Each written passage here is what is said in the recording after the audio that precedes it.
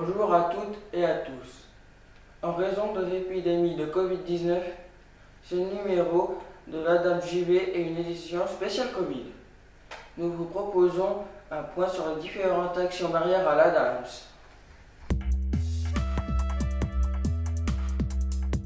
Commençons par l'exposé du directeur général qui donne l'ensemble des mesures et des précautions pour se protéger contre le Covid à l'ADASM.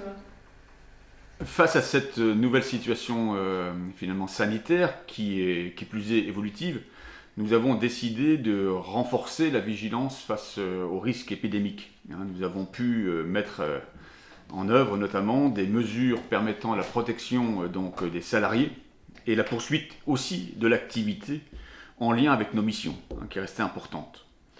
Aussi, des mesures concrètes ont été décidées, et ce, en favorisant finalement le dialogue social à chaque fois que possible.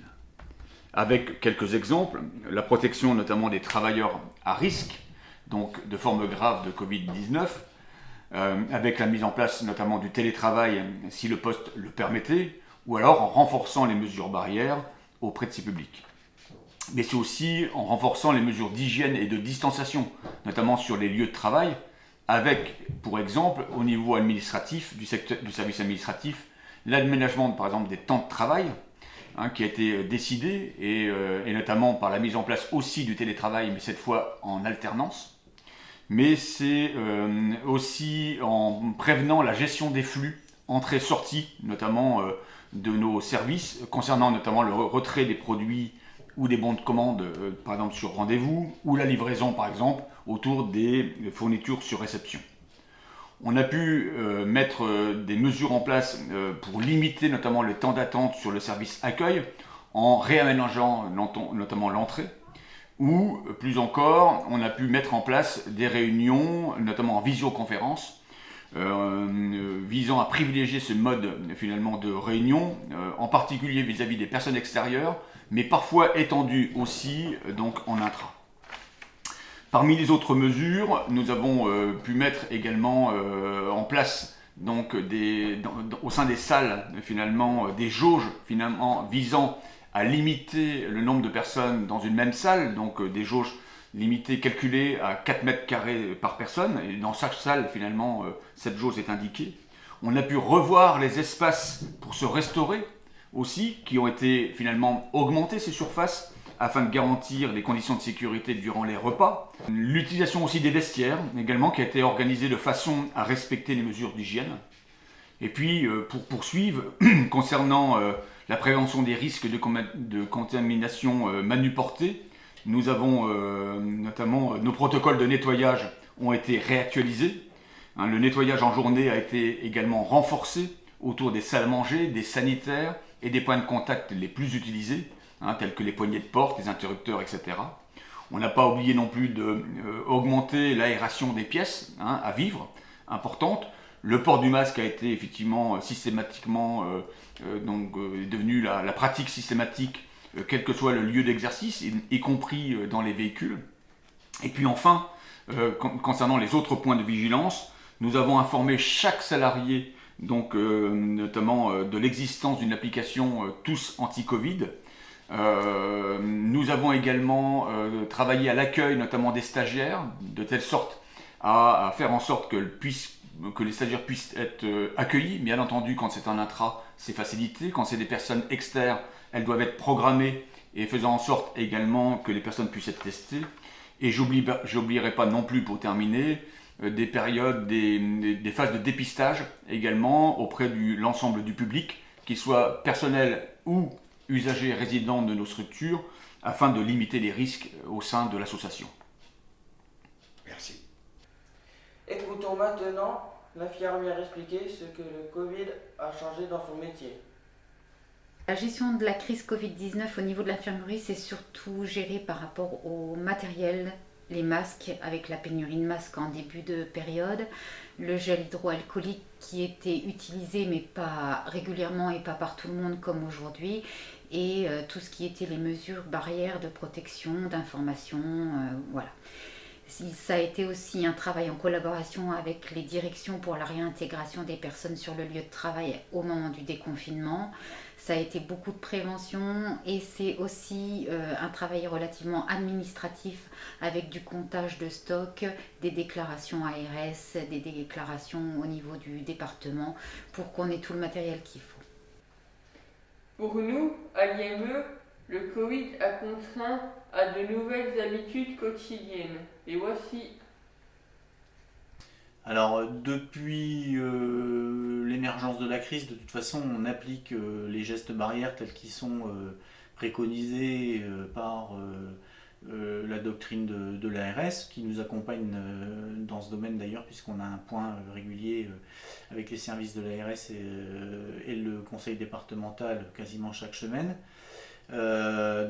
Classique, lavage des mains autant que faire se peut, port du masque, distanciation physique, prise de température matin quand ils arrivent sur l'externat et le soir à 17h quand ils repartent sur l'internat. Ce qui n'évite pas qu'on puisse à un moment donné être confronté à des cas positifs, ce qui a été le cas juste avant les vacances de Noël, auquel cas on essaye de procéder à la prise de tests, effectivement, notamment PCR ou antigénique, et à un isolement des personnes à domicile, avec prise de test donc, et puis retour quand la situation le permet. Comment le travail s'est-il organisé à l'ESAT ? Alors, il y a bien sûr plusieurs phases. La première, c'était de garder du lien avec les travailleurs lors de la période de confinement total. Ensuite, il y a eu cette période de déconfinement avec le fait de vouloir gérer par petits groupes le retour de travailleurs dans les conditions de sécurité optimum. Donc c'est vrai que pour ça, on a été quand même soutenu par la direction générale dans les cadres qu'on voulait donner à ces retours. Et puis finalement, les travailleurs portent le masque, respectent les gestes barrières de manière assez remarquable. Donc dans un contexte où on avait des commandes, au contraire, on avait de l'activité, finalement ça leur a fait du bien de revenir presque totalement au mois de juillet, on avait tout le monde, et de se recentrer sur les commandes. Après, aujourd'hui, on est quand même toujours sur le fil du rasoir, donc une extrême vigilance avec l'aide de Carole, avec le groupe technique soins. Ça nous permet d'être attentifs aussi aux réactions des familles, et donc de toujours être en vigilance pour le moindre cas Covid, essayer d'enquêter et de limiter le périmètre de contagion. Merci.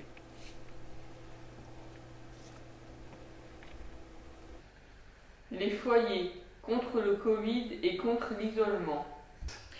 Alors pour les foyers comme pour les services, un important travail avec la direction générale et les cadres de l'association, directeurs des établissements, chefs de service, a été mené. C'est-à-dire qu'on a travaillé sur différents points. Le premier, c'était d'identifier les personnes les plus vulnérables et sensibles. Dans un second temps, nous avons mené des actions d'information et de prévention auprès bien sûr des résidents et des personnes accompagnées, mais aussi auprès de leur famille. En lien avec le confinement, certaines personnes qui étaient les plus fragilisées ou elles ont eu la possibilité de pouvoir être hébergées dans leur famille, et dans ce cas, nous avons été très soucieux de pouvoir préserver le lien.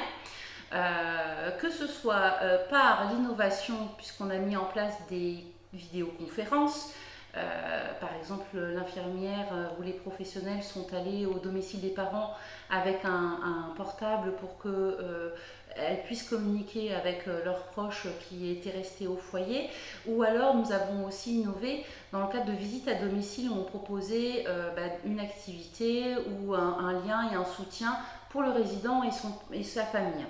Ça, c'est donc la deuxième étape.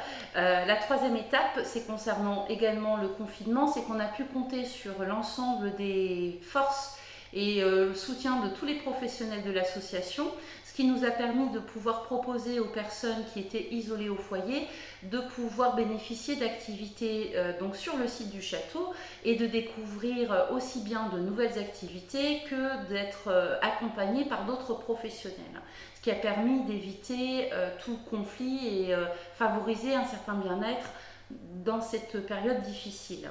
Depuis le déconfinement, nos actions de vigilance et de maintien en termes d'hygiène, de précaution par rapport au respect des gestes barrières ont été bien sûr maintenues. Depuis, nous avons des rencontres régulières avec l'ensemble des cadres, mais également des professionnels, pour justement pouvoir s'adapter aussi bien au niveau de l'organisation que des conduites à tenir pour éviter tout problème. Voilà, donc le dernier point que je pourrais évoquer, c'est l'organisation estivale qu'on a pu mettre en œuvre, puisque habituellement les résidents du foyer de vie bénéficient de la possibilité de pouvoir partir en séjour adapté dans toutes les régions et autres pays. Là, cette année, on a fait le choix de leur proposer donc des séjours organisés sur le site, où nous avons mis en œuvre une organisation complètement différente. Et je dirais en termes de bilan, non seulement les résidents ont été très enthousiasmés par la diversité des activités et animations proposées, mais ces différentes expériences ont pu être partagées avec d'autres personnes, notamment par les personnes qui sont accompagnées par les services. Dans les bureaux de l'administration, du télétravail autant que possible. Alors, nous, comme tout le monde, on a subi l'arrivée de ce virus qui est particulièrement inconnu. Donc, dans un premier temps, on a choisi délibérément d'envoyer tout le monde en télétravail massivement, en laissant un service minimum au niveau de l'administration. Donc, en mettant en place des logiciels de communication notamment, pour pouvoir communiquer avec les équipes qui sont chez elles autant que celles qui sont en présence. Moi, par exemple, j'ai fait les deux, c'est-à-dire que j'étais en partie chez moi, en partie ici, en fonction des jours, en fonction des besoins des équipes. Donc, on a fait tout ça sur le premier confinement. Lorsque le confinement s'est levé, on est revenu sur site, donc au maximum des possibilités, bien entendu, puisque les personnes à risque sont restées chez elles pour pouvoir travailler. On a continué à développer l'arrivée de certains logiciels, comme par exemple l'informatisation du courrier, pour qu'on puisse les traiter à distance éventuellement, parce qu'on savait que la crise n'était pas complètement terminée. Et derrière, on a resubi ce deuxième confinement, où on a mis à nouveau en place, cette fois-ci en concertation avec les personnes concernées, un deuxième télétravail plus orienté sur les besoins et des agents et de l'établissement. Et on fait perdurer aujourd'hui comme ça. Merci. Nous voici à la fin de ce numéro spécial Covid. Tous touchés, tous concernés. Alors n'oubliez pas les gestes barrières et prenez soin de vous et des autres. À bientôt!